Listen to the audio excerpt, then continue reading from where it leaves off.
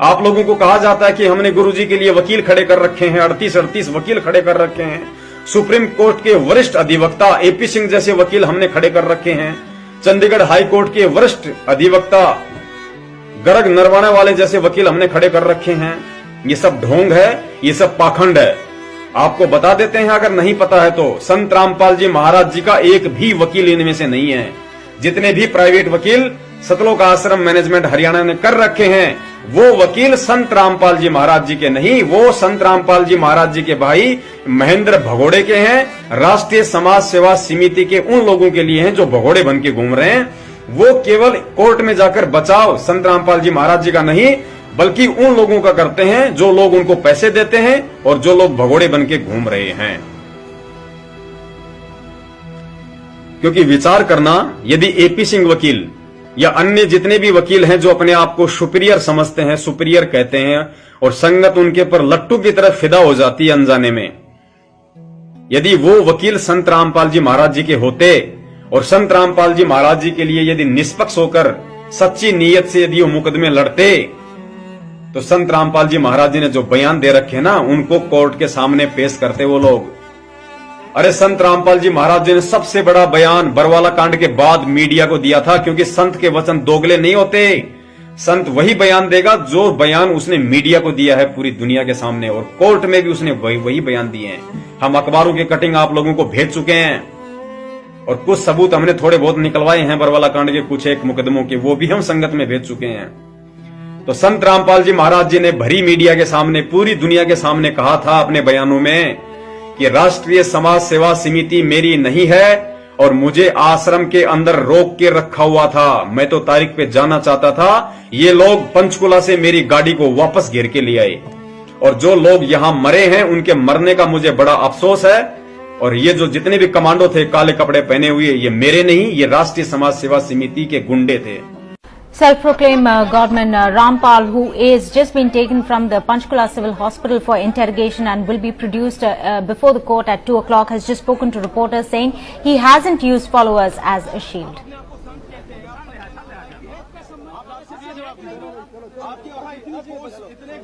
Report आ चुकी है, आपको मेडिकल रिपोर्ट आ चुकी है, उसमें है कि आप बिल्कुल सही है, लेकिन कोर्ट को गुमराह कहीं न कहीं किया गया। ये कहा जाता रहा कि आप अस्वस्थ है, जिसकी वजह से कोर्ट में पेश नहीं हो पाए। अब स्वस्थ हो गया, मैं पहले बीमार था। रामपाल जी, आपकी जो बेल एप्लीकेशन थी वो भी अब रिजेक्ट कर दी गई है, जो 2008 में आपको बेल मिली थी कोर्ट की तरफ से, उसके बारे में क्या कहना है? धन्यवाद। जो पूरा विवाद हुआ उसमें 6 लोगों की जान गई, आपको कोई अफसोस है उस बात का? बहुत अफसोस है जी। नहीं, जो आपने अपने अनुयायियों को जिम्मेदार ढाल बनाया और आप पीछे छुपे रहे, मैंने किसी को नहीं, वो आप सही मानते हैं? मैंने नहीं बनाया किसी को, वो अपने आप ही बन रहे थे, मुझे भी रोक रखा था। आपके ऊपर इतने इल्जाम है सर, आपके ऊपर इतने इल्जाम झूठे कैसे हैं आपके ऊपर? आपके गुंडे इतने खड़े थे वहाँ पे, हजारों आदमी हरियाणा पुलिस से। मेरे नीचे राष्ट्रीय समाज सेवा समिति नहीं तो आपकी समिति है? अरे आपकी समिति है बाबा। आप अपने आप को संत कहते हैं, आप संत कहने लायक भी है? आप आपसे भी जवाब दीजिए। आपके वहाँ इतनी फोर्स, इतने गुंडे, इतने आर्मी खड़ी है हरियाणा पुलिस के ऊपर, आप लोगों के ऊपर आपने इतना बंदी बनाए रखा है। जितने लोग आपके आश्रम से निकले हैं वो सब कह रहे हैं कि उन्होंने आपके लोगों ने उनको बंदी बनाया हुआ था। नहीं रामपाल जी, आपके आरोप आपके ऊपर आप अपने आप को संत बुलाते हैं, सब झूठे हैं। यू आर अ गॉडमैन और अ कॉनमैन। और आपने जो जिस तरीके से मीडिया को टारगेट किया गया, हथियार को, वो सब गॉडमैन और अ कॉनमैन। रामपाल जी, कोई बात नहीं। तो पुण्यात्माओं, और क्या बयान बाकी रह गया और क्या सुनना बाकी रह गया परमेश्वर के मुख कमल से। अब विचार करो, यदि ये जितने भी वकील हैं, यदि ये संत रामपाल जी महाराज जी के वकील हैं, और यदि होते तो ये लोग संत रामपाल जी महाराज जी के इस बयान आधार से, इस वीडियो वाले बयान के आधार से आज पूरे के पूरे सतलोक आश्रम मैनेजमेंट हरियाणा को, राष्ट्रीय समाज सेवा समिति को, और जितने भी लोग भगोड़े बन के घूम रहे हैं उनको कोर्ट में हाजिर करते। कि जब तक ये लोग कोर्ट में हाजिर नहीं हो, जब तक ये लोग पकड़े ना जाएं, तब तक ये मुकदमा आगे नहीं चलना चाहिए था। क्योंकि जब गुरुजी ने मुख्य दोषी ही सतलोक आश्रम मैनेजमेंट हरियाणा को बता दिया, तो पुण्यात्माओं फिर ये वकील क्या वहां पे झक मराने के लिए जाते हैं? ये क्यों गुरुजी के उस वीडियो वाले बयान को कोर्ट में पेश करते हैं? क्यों गुरुजी का पक्ष नहीं रखते ये लोग?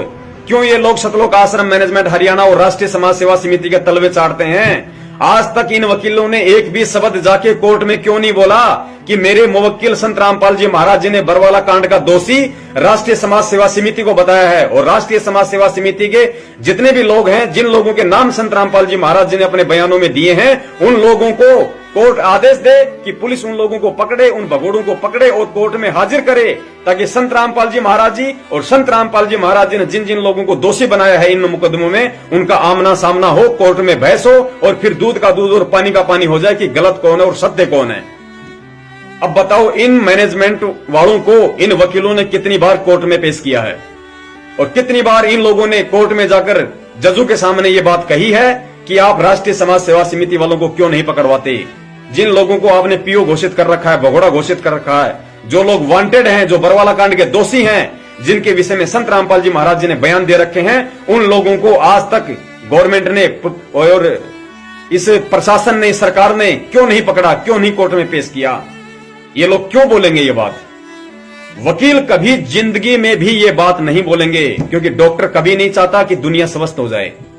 वकील कभी नहीं चाहेगा कि किसी के केस का फैसला हो जाए, क्योंकि सतलोक आश्रम मैनेजमेंट हरियाणा से ही इन वकीलों की दाल रोटी चल रही है। पुण्यात्माओं, आपको एक बात बताते हैं। एक बहुत बड़ा वकील था, और इतना बड़ा वकील था कि वो बहुत सारे बड़े बड़े लोगों के मुकदमे लड़ा करता था, काफी नाम था उसका। उसने अपने बच्चे को पढ़ा लिखाकर बहुत बड़ा वकील बना दिया अपने जैसा, और वो वकील साहब रिटायरमेंट हो गए, पोते पोती हो गए उनके, बढ़िया उनके लिए सब कुछ सेट कर दिया उसने। अपने बेटे को उसने उसी कोर्ट में उसने वकील बना दिया, अपनी सारी शिक्षा दीक्षा दी उसको, अच्छा वकील बना दिया। एक दिन उसका बच्चा कोर्ट से रात को घर पे आता है, हाथ में उसके मिठाई का डब्बा था, और खुशी खुशी सीधा सीधा अपने बाप के पास गया और बोला, पिताजी पिताजी, आज यदि आप अपने पुत्र की उपलब्धि सुनेंगे तो आपका सीना चौड़ा हो जाएगा गर्व से।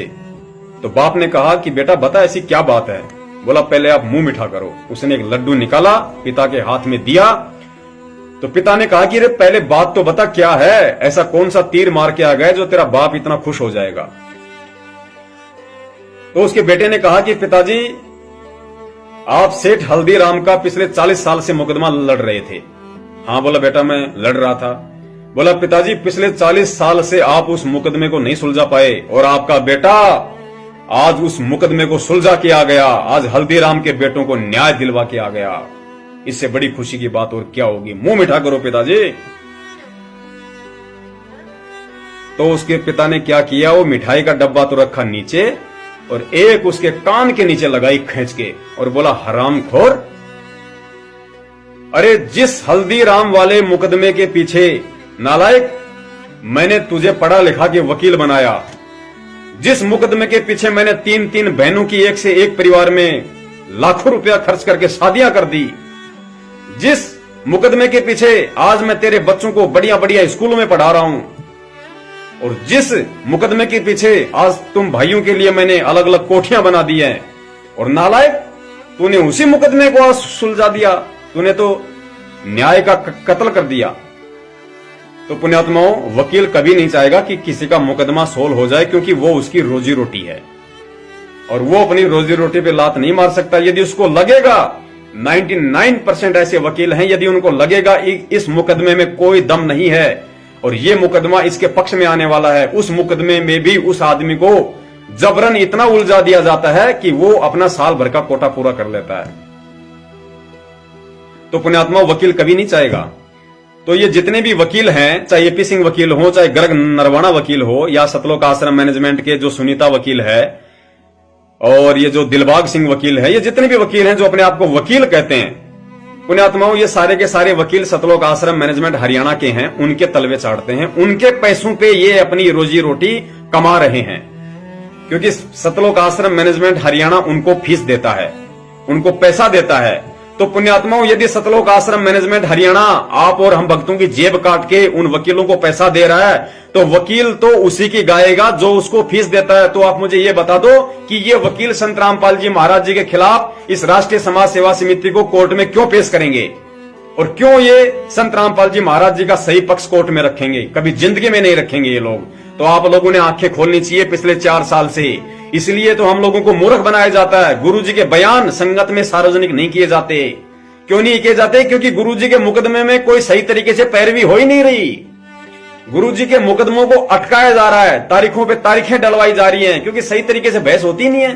और जजों के पास, कोर्ट के पास इतना टाइम नहीं होता कि वो उनकी गहनता से जांच करे, क्योंकि जजों का दिमाग तो वैसे ही भरा होता है। करोड़ों केस पेंडिंग चल रहे हैं हिंदुस्तान की जुडिशरी में, न्यायपालिका में। संत रामपाल जी महाराज जी आपके लिए भगवान होंगे, हमारे लिए परमात्मा होंगे। जजों के लिए परमात्मा नहीं है, उनके लिए वे एक मुजरिम है, एक सजा याफ्ता कैदी हैं।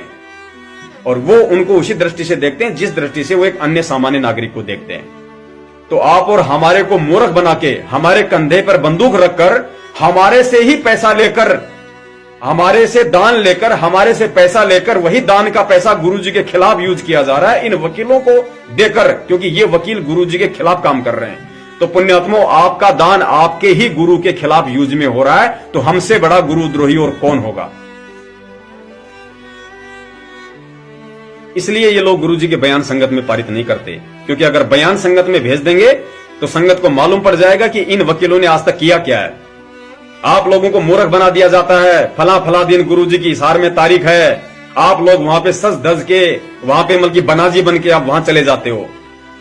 आपको पता ही नहीं गुरुजी का कौन से केस में तारीख है, और जिस केस में गुरुजी की तारीख है उस केस में क्या हो रहा है, उस केस में कौन वकील है, उस केस में कब से बहस चल रही है, उस केस में क्या रिजल्ट आता है, आज के मुकदमे में क्या हुआ, आपको कुछ नहीं बताया जाता। आपको अगर बताया जाता है तो 2 बजे बताया जाता है कि गुरुजी की तारीख हो चुकी है, अब सब अपने घर जा सकते हो। और आप लोग अपना बोरिया बिस्तर बांध के गधे की तरह जाते हो और सुअर की तरह वहां से वापस आ जाते हो। इससे ज्यादा आप लोगों को कोई मतलब नहीं है, ना है आपको बताया जाता है और ना आप लोगों की पूछने की हिम्मत है। आप पूछ ही नहीं सकते आप किसी से, और पूछ के देख लो आप लोग, मालूम पड़ जाएगा कि पूछना क्या होता है। या तो घर पे आके आपकी रीढ़ की हड्डी तोड़ के जाएंगे दास की तरह, या आपको गुरुद्रोही घोषित कर दिया जाएगा। 2 ही काम होंगे आपके साथ अगर आपने सच्चाई के खिलाफ आवाज उठाई तो।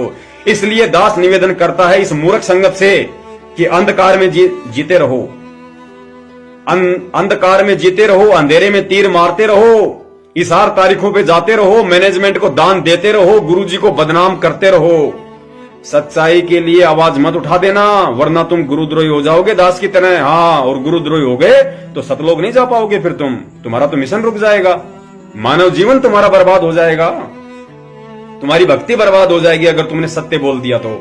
अगर तुमने मैनेजमेंट से सवाल कर लिए तो गुरुजी नाराज हो जाएंगे, तुम्हें गुरुद्रोही घोषित कर देंगे। इसलिए दास का निवेदन है, अपनी अपनी औरतों के हाथों से चूड़ियां निकलवा के अपने हाथों में पैर के और अपने घर पे बैठ जाओ छुप के। सच्चाई मत बोलना, सच्चाई का साथ मत देना।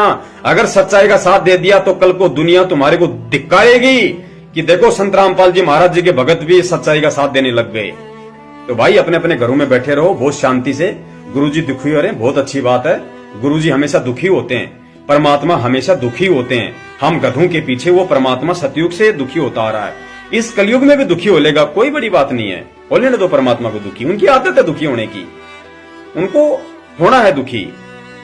आप मत आना सामने, हाथ जोड़ के निवेदन है, घरों में बैठे रहो। जब गुरुजी अगर आ जाएं, हमारा अगर सौभाग्य हो, और यदि गुरुजी आ जाएं तो फिर से पीछे पीछे लग जाना, फिर चले जाएं तो फिर चले जाना, अपने घर पे बैठ जाना, आवाज मत उठाना, वरना रीढ़ की हड्डी तोड़ दी जाएगी तुम लोगों की, ध्यान रखना।